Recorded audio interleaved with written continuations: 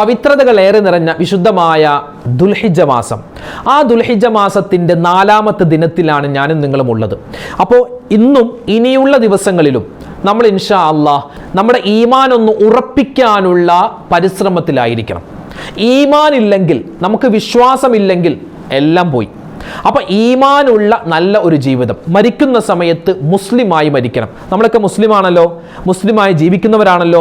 മരിക്കുന്ന സമയത്ത് എന്തവസ്ഥയായിരിക്കും അള്ളാഹ്ക്ക് മാത്രം അറിയും. അതുകൊണ്ട് മുസ്ലിമാകുന്ന നമ്മളൊക്കെ മരിക്കുന്ന സമയത്തും യഥാർത്ഥ മുഅ്മിനാവണം, മുസ്ലിമാവണം. അതിനെന്ത് ചെയ്യാം? രണ്ട് കാര്യങ്ങൾ. ഒരു ദുആയും ഒരു കുഞ്ഞൻ സൂറത്തും.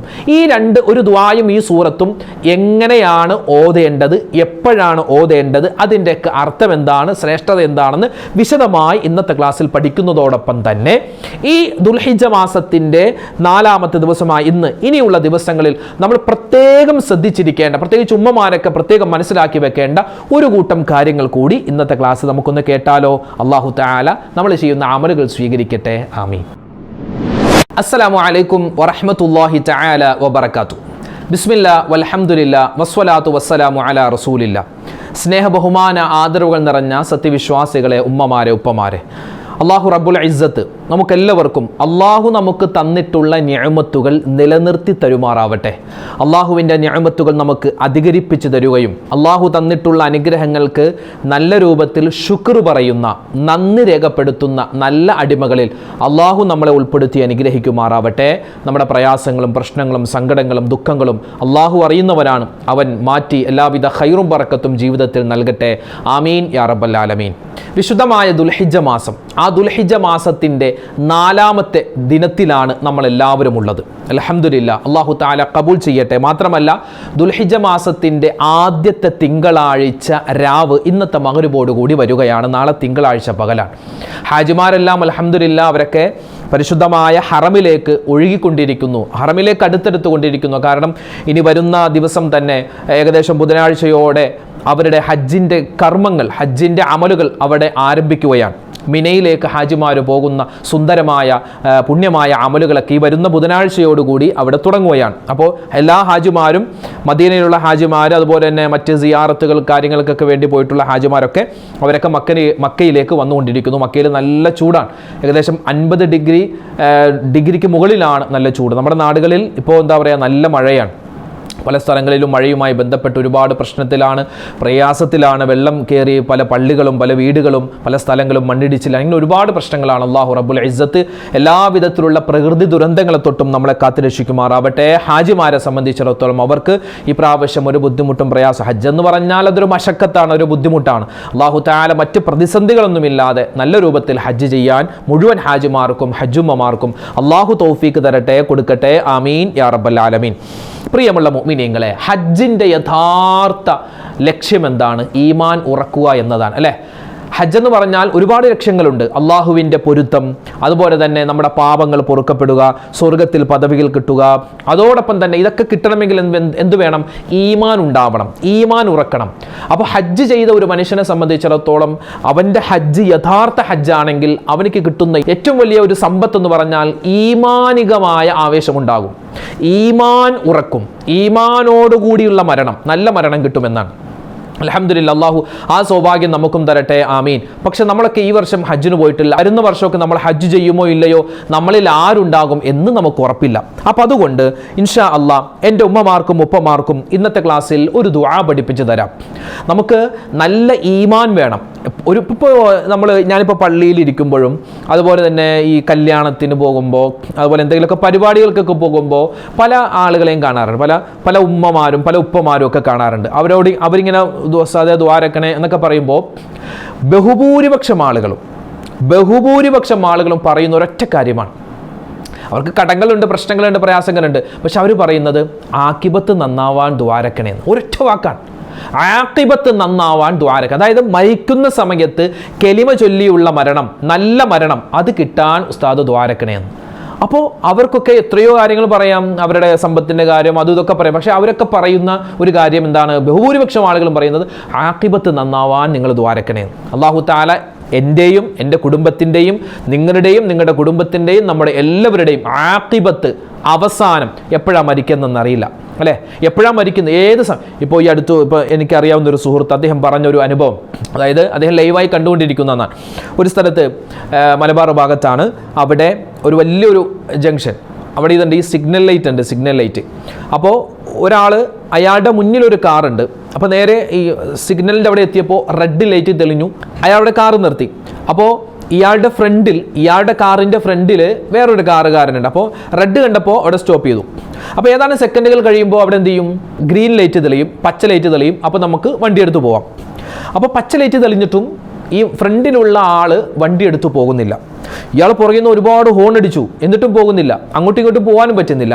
അങ്ങനെ ഇയാൾ എന്ത് ചെയ്തു? ഭയങ്കര ദേഷ്യത്തോടു കൂടി ഡോറ് തുറന്ന് ആ ഫ്രണ്ടിലുള്ള ആ ഡ്രൈവറെ തെറി പറയാൻ വേണ്ടി, അയാളോട് ദേഷ്യപ്പെടാൻ വേണ്ടി അങ്ങോട്ട് ചെന്ന് നോക്കുമ്പോൾ ഫ്രണ്ടിലുള്ള ആ ഡ്രൈവർ, അയാൾ 2 കൈയും സ്റ്റിയറിങ്ങിൽ പിടിച്ചിട്ടുണ്ട്, അയാൾ സീറ്റ് ബെൽറ്റ് ഇട്ടിട്ടുണ്ട്, പക്ഷേ തല അല്പം ഇങ്ങനെ ചരിഞ്ഞിട്ടുണ്ട്. അതായത് അയാൾ ഏതാനും സെക്കൻഡുകൾക്ക് മുമ്പ് ആ റെഡ് ലൈറ്റ് കണ്ടപ്പോൾ അവിടെ വണ്ടി നിർത്തിയ ആളാണ്.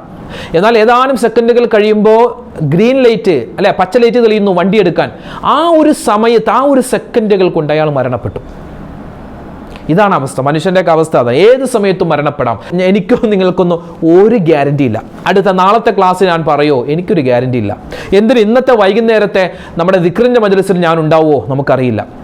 നിങ്ങൾ ആരുണ്ടാവും കേൾക്കാൻ? നിങ്ങൾ ആരുണ്ടാകും നാളെ സുബഹി നിസ്കരിക്കാൻ? അല്ലെങ്കിൽ നാളത്തെ ദിവസം ആരൊക്കെ ഉണ്ട്? നാളെ ഇപ്പോൾ ജൂൺ 2 നമ്മുടെ മക്കളൊക്കെ സ്കൂളിലേക്ക് പോകുന്ന സമയങ്ങളാണ്. പല സ്കൂളുകളൊക്കെ തുറന്നു, ഇനിയും തുറക്കാനൊക്കെ ഉണ്ട്. പല സ്കൂളുകളും വെള്ളപ്പൊക്കമൊക്കെ കാരണം പല സ്കൂളിലും വെള്ളം കയറി, പല സ്കൂളുകളിലും ഈ ദുരിതാശ്വാസ ക്യാമ്പുകളാക്കി.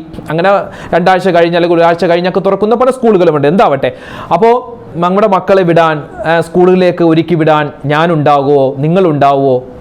ഒരു ഗ്യാരണ്ടി ഇല്ല. നമുക്ക് ഒരു ഗ്യാരണ്ടി ഇല്ല. നമ്മൾക്കൊരു സാധനം കടയിൽ നിന്ന് വാങ്ങുമ്പോൾ നമ്മൾ ആദ്യം ചോദിക്കും, ഗ്യാരണ്ടി ഉണ്ടോ, വാറണ്ടി ഉണ്ടോ എന്നൊക്കെ ചോദിക്കും. മാറിത്തരുമോ അത് കേടായാൽ? പക്ഷേ ഒരു ഗ്യാരണ്ടി ഇല്ലാത്തതാണ് ഞാനും നിങ്ങളൊക്കെ. അപ്പോൾ ഏത് സമയത്തും മരണപ്പെടാം. മരണപ്പെടുന്ന സമയത്ത് ഈമാൻ വേണം. അതിന് പഠിച്ചു വെച്ചോ. മഹത്തുക്കൾ നമുക്ക് പഠിപ്പിച്ചു തരുന്ന ഒരു ദുആ, പ്രത്യേകിച്ച് ഈ ദുൽഹിജ്ജ മാസത്തിന്റെ പവിത്രമായ ഈ ദിവസങ്ങളിലൊക്കെ നമ്മൾ അധികരിപ്പിക്കേണ്ട ഒരു ദുആയാണ് നമ്മുടെ ഈമാൻ ഉറക്കാൻ, അല്ലേ? ഈമാൻ ഉറക്കാൻ. ഈമാൻ എന്ന് പറഞ്ഞാൽ എന്താ? വിശ്വാസം. നമ്മുടെ വിശ്വാസം, അള്ളാഹുവിലുള്ള വിശ്വാസം, നബിമാരെ കൊണ്ടുള്ള വിശ്വാസം, കിതാബുകളിൽ, മലക്കുകളിൽ, അത് നന്മയും തിന്മയും അള്ളാഹു നിന്നാണെന്നുള്ള വിശ്വാസം, ഖിയാമത്ത് നാൾ. അപ്പൊ ഈമാൻ നഷ്ടപ്പെട്ടു പോയാൽ എല്ലാം നഷ്ടപ്പെട്ടു. ഈമാൻ നഷ്ടപ്പെടാതിരിക്കാനുള്ള ഒരു കാര്യമാണ് ദുആ ചെയ്യുക. ഏതാണ് ആ ദുആ? അല്ലാഹുമ്മ തവഫനി മുസ്ലിമൻ വഅൽഹിഖ്നി ബിസ്സാലിഹീൻ. വളരെ ശ്രേഷ്ഠതയുള്ള ദുആയാണ്. ഇന്ന് തന്നെ എൻ്റെ ഉമ്മച്ചിമാര് പഠിച്ചോ, എൻ്റെ വാപ്പമാര് പഠിച്ചോ. എന്നിട്ട് നിങ്ങളുടെ ദുആകളിൽ ഇത് ഉൾപ്പെടുത്തിക്കോ. ഇല്ലെങ്കിൽ വലിയ നഷ്ടമാണ്. اللهم توفني مسلما والحقني بالصالحين. اللهم അല്ലാഹുവേ തവഫനി മുസ്ലിമൻ. അല്ലാഹുവേ പടച്ചോനെ, മരണം ഏത് സമയത്താണെങ്കിലും വരും. മുസ്ലിമായിട്ടുള്ള ഒരു മരണം തരണേ അല്ലാ. വഅൽഹിഖ്നി ബിസ്സാലിഹീൻ. മുസ്ലിമായിട്ടുള്ള മരണം, അതോടൊപ്പം തന്നെ സ്വാലിഹീങ്ങളോടൊപ്പമുള്ള സഹവാസം സ്വർഗ്ഗത്തിൽ, അല്ലേ? ദുനിയാവിലും നാളെ ആഖിറത്തിലും. അതുപോലെ സ്വാലിഹീങ്ങളോടൊപ്പമുള്ള സഹവാസം, അവരുടെ കൂടെ ഇരിക്കാനുള്ള ഒരവസരം തരണയല്ല. അല്ലാഹുമ്മ തവഫനി മുസ്ലിമൻ വഅൽഹിഖ്നി ബിസ്സാലിഹീൻ. ഈ ദുആ, അല്ലെ, ഈമാൻ ഇല്ലാതെ ചത്തുപോകുന്ന അവസ്ഥ അല്ലാഹു തആല കാത്തുരക്ഷിക്കട്ടെ. ഇബ്ലീസ് ഈമാൻ ഇല്ല. അതുപോലെ തന്നെ എത്രയോ ആളുകൾ മുസ്ലിമായി ജനിക്കുന്നു, മുസ്ലിമായി ജീവിക്കുന്നു, അവസാനം മുഅ്മിൻ അല്ലാതെ, മുസ്ലിം അല്ലാതെ മരണപ്പെടുന്നു, അല്ലേ? എത്രയോ വലിയ ആളുകൾ, വലിയ പണ്ഡിതന്മാരായിരുന്ന എത്രയോ ആളുകൾ. ബർസീസ എന്ന് പറഞ്ഞ ആളുണ്ട്, 6000-ഓളം ശിഷ്യന്മാരുണ്ടായിരുന്നു എന്നാണ്. 6000-ഓളം ശിഷ്യന്മാർ. അതുപോലെ തന്നെ ബൽഗം ഇബ്നു ബാഹൂറ എന്നൊക്കെ പറഞ്ഞ ഒരുപാട് മുൻഗാമികൾ. അവരൊക്കെ ഭയങ്കര, എന്താ പറയാ, അള്ളാഹുവിൻ്റെ ഇസ്മുൽ അഅ്ളമൊക്കെ വെച്ച് ദുആരക്കുന്ന ആളുകളൊക്കെ ആയിരുന്നു. മരിക്കുന്ന സമയത്ത് ഈമാനില്ലാതെ മരണപ്പെട്ടു പോയ ഒരുപാട് ആളുകളുണ്ട്. അപ്പം അതുകൊണ്ട് മുസ്ലിമായി നമ്മൾ മരിക്കണം, ഈമാൻ ഉറക്കണം. അതിന് ഈ ദുആ, അല്ലാഹുമ്മ തവഫനി മുസ്ലിമൻ വഅൽഹിഖ്നി ബിസ്സാലിഹീൻ. അപ്പോൾ ഈ ദുആ പഠിച്ചു വെക്കുക. ഇനി എൻ്റെ ഉമ്മച്ചിമാരെ, എൻ്റെ വാപ്പമാരെ, ഈ വിശുദ്ധമായ ദുൽഹിജ്ജ മാസത്തിൻ്റെ ആദ്യത്തെ 10 ദിവസങ്ങൾ, ഇന്ന് ദുൽഹിജ്ജ മാസത്തിൻ്റെ 4-ാമത്തെ ദിവസമാണ്. ഇനിയുള്ള പവിത്രമായ ശ്രേഷ്ഠതയുള്ള ദിവസങ്ങളിൽ ഒരു സൂറത്ത് നമ്മൾ മറന്ന്, ഒരു ചെറിയ സൂറത്താണ്, ചെറിയ സൂറത്ത്. ഏതാണ് ആ സൂറത്ത്? മഹാനായ ഇബ്നു അബ്ബാസ് റളിയല്ലാഹു തആല അൻഹു പറയുന്നു, അലാ അദുല്ലുക്കും, ഞാൻ നിങ്ങൾക്ക് അറിയിച്ചു തരട്ടെ, അലാ കലിമത്തിൻ, ഒരു കലിമത്ത്, തുഞ്ചീകും മിൻ ഇശ്റാക്കി ബില്ലാഹ്, അല്ലാഹുവിനോട് ശിർക്ക് വെക്കുന്ന, അല്ലെ അള്ളാഹുവിനെ പങ്കാക്കുന്ന, ഈമാൻ ഇല്ലാത്ത ഒരവസ്ഥയെ തൊട്ടുള്ള കാവൽ കിട്ടുന്ന ചില വചനങ്ങൾ ഞാൻ നിങ്ങൾക്ക് പറഞ്ഞു തരട്ടെ.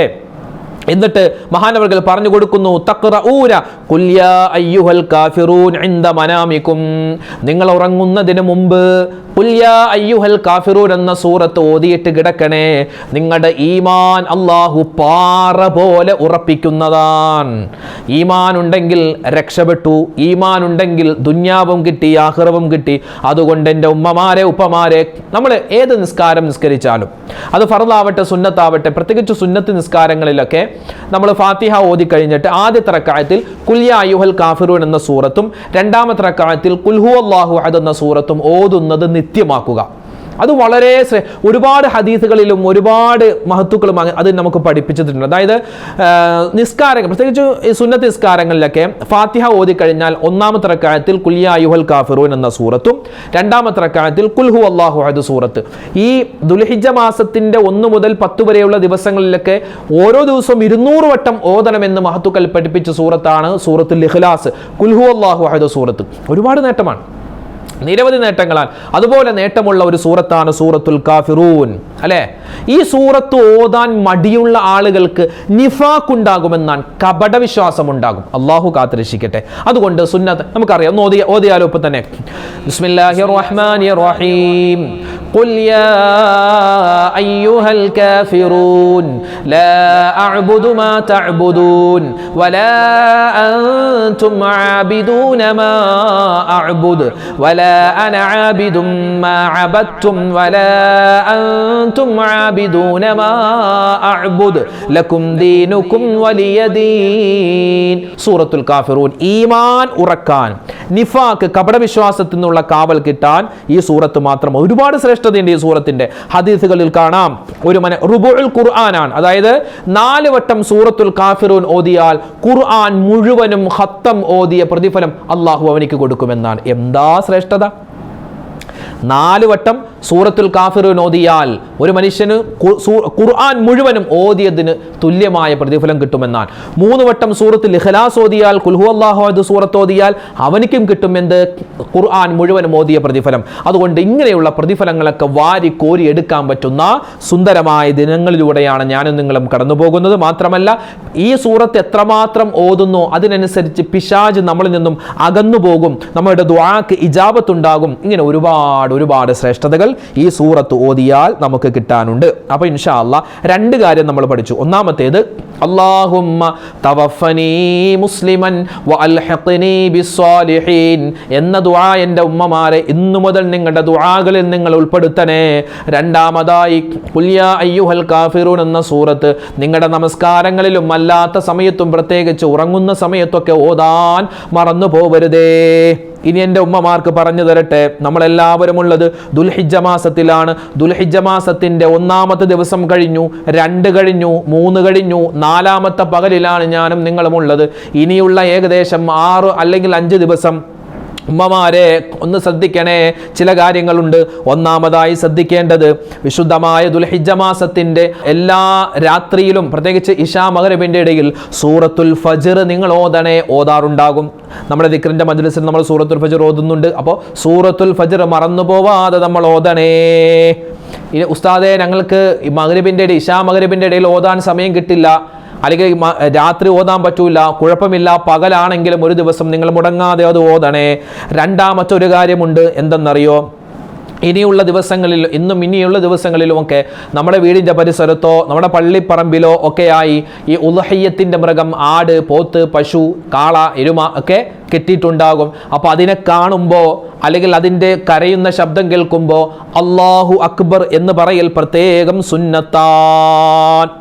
കൂട്ടത്തിൽ ഒരു കാര്യം ഓർമ്മപ്പെടുത്തട്ടെ, ഉളഹിയത്തുമായി ബന്ധപ്പെട്ട് ഉളഹിയത്ത് എങ്ങനെ, എന്ത്, എപ്പോൾ എന്നൊക്കെ പറഞ്ഞ് വിശദമായൊരു വീഡിയോ നമ്മൾ പറഞ്ഞിട്ടുണ്ട്. ഏകദേശം 1,00,000-ലധികം ആളുകൾ അൽഹംദുലില്ലാഹ് നമ്മുടെ ഉളഹിയത്തുമായി ബന്ധപ്പെട്ട ആ വീഡിയോ കണ്ടു. പലരും എന്തിനാണ് ഇത്ര വലിച്ചു നീട്ടുന്നത് എന്നൊക്കെ ചോദിക്കും. നമ്മൾ ആ തുടക്കം തന്നെ പറയുന്നുണ്ട്, ഉളഹിയത്തിന്റെ മസ്അലകളാണ് പറയുന്നത്. മസ്അല നേരെ വാ നേരെ പോയി എന്ന് പറയാൻ പറ്റില്ല, അത് വിശദീകരിച്ച് തന്നെ പറയണം. അതുകൊണ്ട് തന്നെ ഒരല്പം പരത്തിയാണ് നമ്മൾ പറഞ്ഞിട്ടുള്ളത്. അതായത് നിങ്ങളുടെ സമയം കളയാൻ വേണ്ടിയല്ല പറഞ്ഞു വന്നത്. ആ ഒരു വീഡിയോക്ക് താഴെ ഒരുപാട് ആളുകൾ സംശയങ്ങൾ, നമ്മൾ പ്രതീക്ഷിക്കാത്ത പല സംശയങ്ങളുണ്ട്. ഉസ്താദെ, ഞാനും എൻ്റെ ആങ്ങളെയും കൂടി ഒരു ഷെയർ ചേരാൻ തീരുമാനിച്ചിട്ടുണ്ട്. ഞാൻ 5,000 രൂപ, എൻ്റെ ആങ്ങള 5,000 രൂപ, ഞങ്ങൾ രണ്ടുപേരും കൂടി 10,000 രൂപ ഇട്ട് ഒരു ഷെയർ ചേരുന്നു. ഇത് ശരിയാകുമോ? അതോടൊപ്പം തന്നെ ഒരാൾ ചോദിച്ചത്, ഉസ്താദെ, ഉളഹിയത്തിന് അറുക്കാൻ കരുതിയിട്ടുള്ള ആളുകൾ മുടി, താടി, നഖമൊന്നും വെട്ടാൻ പാടില്ല. അപ്പോൾ താടി, മുടിയൊക്കെ ട്രിം ചെയ്യാൻ പറ്റുമോ? വെട്ടാൻ പാടില്ല, ട്രിം ചെയ്യാൻ പറ്റുമോ? ട്രിമ്മർ വെച്ച്, അതൊരു പ്രധാനപ്പെട്ട ഒരു ചോദ്യമാണ് അല്ലേ? അതിൻ്റെ ഉത്തരം, പിന്നെ ഉസ്താദ്, ഞാൻ വർഷങ്ങളായി ഉളഹിയത്ത് അറുക്കുന്നുണ്ട്, പക്ഷേ ഉസ്താദിൻ്റെ ഈ വീഡിയോ കണ്ടപ്പോഴാണ് മനസ്സിലായത് നീയത്ത് വെക്കണമെന്ന്. കഴിഞ്ഞ വർഷങ്ങളിലൊക്കെ ഞാൻ അറുത്തപ്പോൾ നീയത്തൊന്നും വെച്ചില്ല, വെറുതെ പൈസ ഇതെൻ്റെ ഉളഹിയത്താണെന്ന് പറഞ്ഞ് കൊണ്ടേ കൊടുത്തേ ഉള്ളൂ, നീയത്തൊന്നും വെച്ചില്ല, മനസ്സിലൊന്നും കരുതിയില്ല. അപ്പോൾ അതെൻ്റെ ഉളഹിയത്ത് ശരിയാകോ? ഞാനിനി അത് വീണ്ടും ഉളഹിയത്ത് ചേരണോ? ഇങ്ങനെ നിരവധി ഉളഹിയത്തുമായി ബന്ധപ്പെട്ട സംശയം.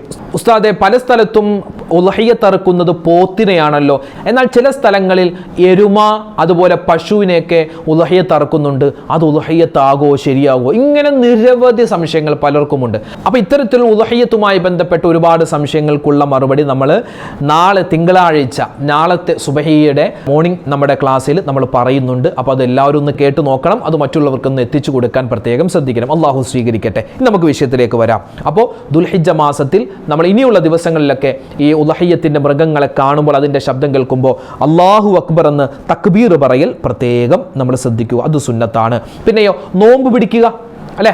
ഇന്ന് നോമ്പുള്ളവരുണ്ടാകും, നാളെ തിങ്കളാഴ്ചയാണ്. തിങ്കളാഴ്ചയായതുകൊണ്ട് നമുക്ക് എന്ത് ചെയ്യാം? നാളെ തിങ്കളാഴ്ച ദിവസത്തിലെ സുന്നത്തായ നോമ്പ് അല്ലാഹു തആലാക്ക് വേണ്ടി ഞാൻ പിടിക്കുന്നു. ദുൽഹിജ്ജ മാസത്തിലെ ആദ്യത്തെ 10 നിന്നുള്ള ഒരു സുന്നത്തായ നോമ്പ് അല്ലാഹു തആലാക്ക് വേണ്ടി ഞാൻ പിടിക്കുന്നു. റമളാനിൽ നഷ്ടപ്പെട്ടു പോയ ഒരു ഫർളായ നോമ്പ് ഞാൻ ഖളാ വീട്ടുന്നു. ഇങ്ങനെ 3 നിയ്യത്ത് നമുക്ക് നാളത്തെ നോമ്പിന് വെക്കാൻ പറ്റും. അപ്പോൾ നിയ്യത്ത് ഇന്നത്തെ രാത്രി തന്നെ നമ്മൾ വെക്കാൻ പ്രത്യേകം ശ്രദ്ധിക്കുക. അപ്പോൾ നിയ്യത്ത് നമുക്ക് നോമ്പ് പിടിക്കാൻ പറ്റുന്നവർ, പ്രത്യേകിച്ച് അറഫ നോമ്പൊക്കെ വരുന്നു, ആ സമയത്ത് നോമ്പ് പിടിക്കുക വളരെ ശ്രേഷ്ഠതയുള്ള ഒരു അമലാണ്. ചില ആൾക്കാരപ്പോൾ ചോദിച്ചു, ഉസ്താദെ, എന്നാണ് ഈ പ്രാവശ്യത്തെ അറഫ നോമ്പ് എപ്പോഴാണ്? ഈ പ്രാവശ്യത്തെ പെരുന്നാൾ എപ്പോഴാണെന്നറിയോ? ഈ വർഷത്തെ പെരുന്നാൾ നമുക്ക് ദുൽഹിജ്ജ 10 ഈ വരുന്ന ശനിയാഴ്ച, ജൂൺ 7-ാം തീയതി ശനിയാഴ്ചയാണ് നമുക്ക് വലിയ പെരുന്നാൾ, 1-ാം പെരുന്നാൾ. പിന്നെ വെള്ളിയാഴ്ചയാണ് നമുക്ക് ജൂൺ 6-ാം തീയതി വെള്ളിയാഴ്ചയാണ് നമുക്ക് അറഫാ ദിനം. ഹാജിമാർക്ക് അറഫാ ദിനം വരുന്നത് അത് ജൂൺ 5-ാം തീയതി വ്യാഴാഴ്ചയാണ്.